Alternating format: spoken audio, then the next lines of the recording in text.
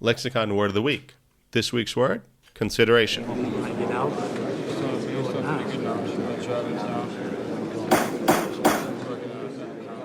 The For Legal English podcast is now in session.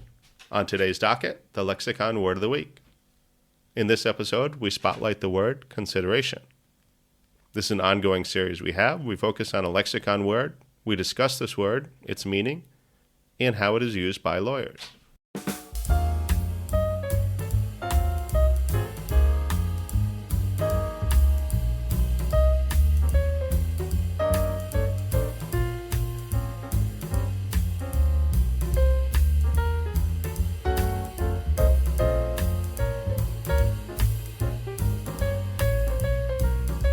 Welcome to the For Legal English podcast.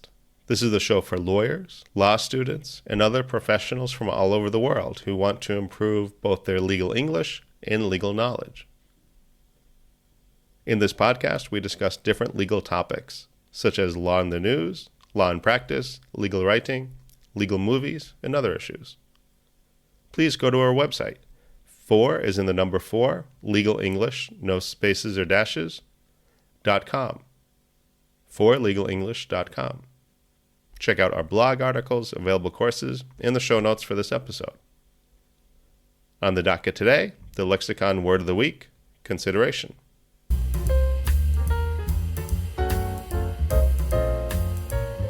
Consideration. So like many legal English terms, this word has a very different meaning in regular English than it does in legal English. How lawyers use this word is different than regular English speakers. And we'll discuss both in turn.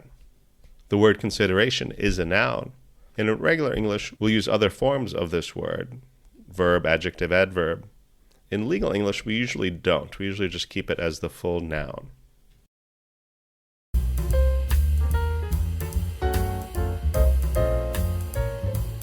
Regular English. So in regular English, everyday English, consideration means careful thought or taking into account, the act of thinking about something, the behavior that is kind towards others or thoughtfulness of others. Common phrases you might hear are under consideration, or take something into consideration, or even take everything into consideration. Some sentence examples. I will take your thoughts into consideration, or I will take your request into consideration. In consideration of your hard work, we decided to give you a promotion. So consideration itself is a noun. We could use the verb form consider, or the adjective considerable, or the adverb considerably. But usually we don't use these other forms in the legal English meaning.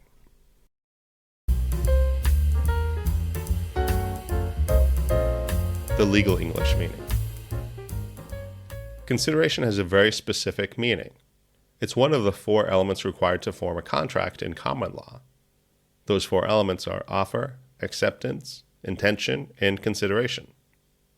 So what is consideration? Something of legal value given in exchange for a promise. Consideration must be given before a contract can exist. And consideration must be given by both parties. In other words, it must be bilateral. Without consideration, there is no contract. Both parties must give consideration. Let me give a couple of examples. The first one between a buyer and a seller.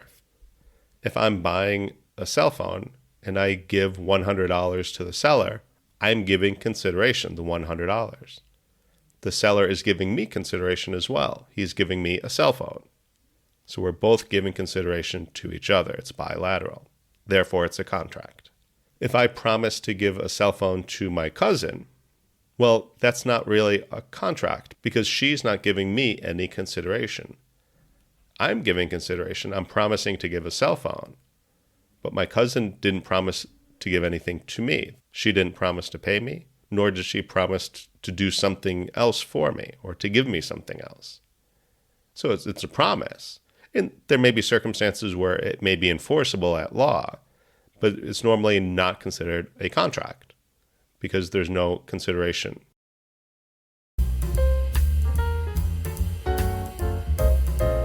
Examples of consideration. Consideration could be, usually we think of 5 different categories. The first is money. Of course, money is always good.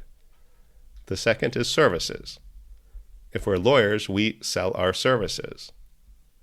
If our clients pay us a certain amount of money, we will do a certain number of hours of legal work for them.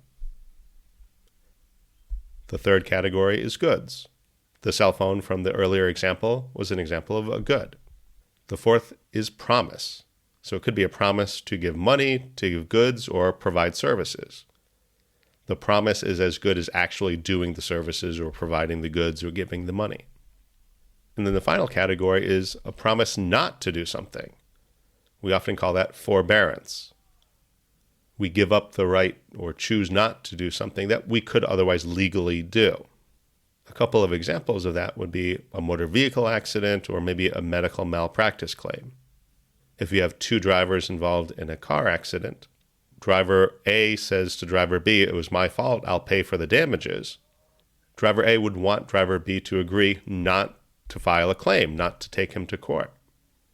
Otherwise, why would he pay for the damages if they're just going to end up in court anyway? Usually driver A would say, "Okay, I'll give you this amount of money if you promise not to take me to court." Or for a medical malpractice claim, a patient or a former patient of a doctor has a dispute with their doctor, and the doctor or the doctor's insurance will say, "Okay, we will pay you X dollars if you don't file a claim, you don't go to court, and you agree not to take this to the court in the future." Why would the patient agree to that?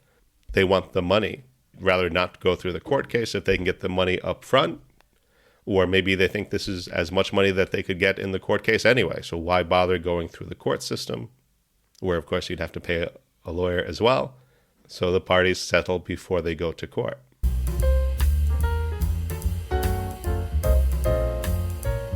Phrases.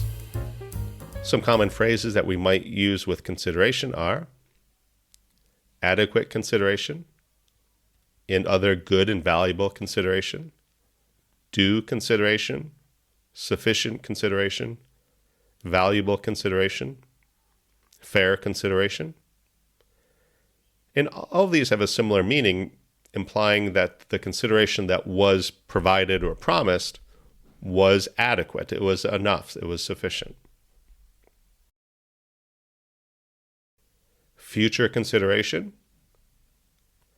Express consideration, where the parties articulated, they explained clearly what the consideration was, whether orally through an oral discussion or in writing. Or implied consideration. The parties didn't expressly explain what the consideration was, but they implied it. It's clear through their discussion that this consideration was part of the agreement.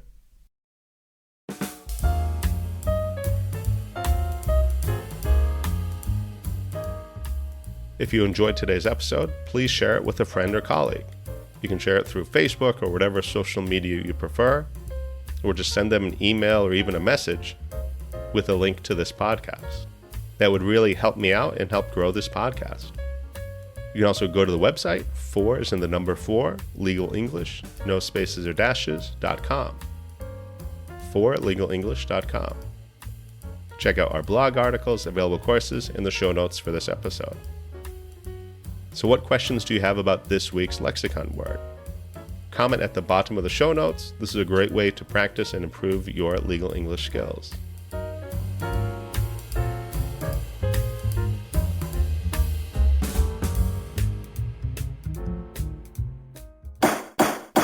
The 4 Legal English podcast is adjourned. Don't miss the next docket call.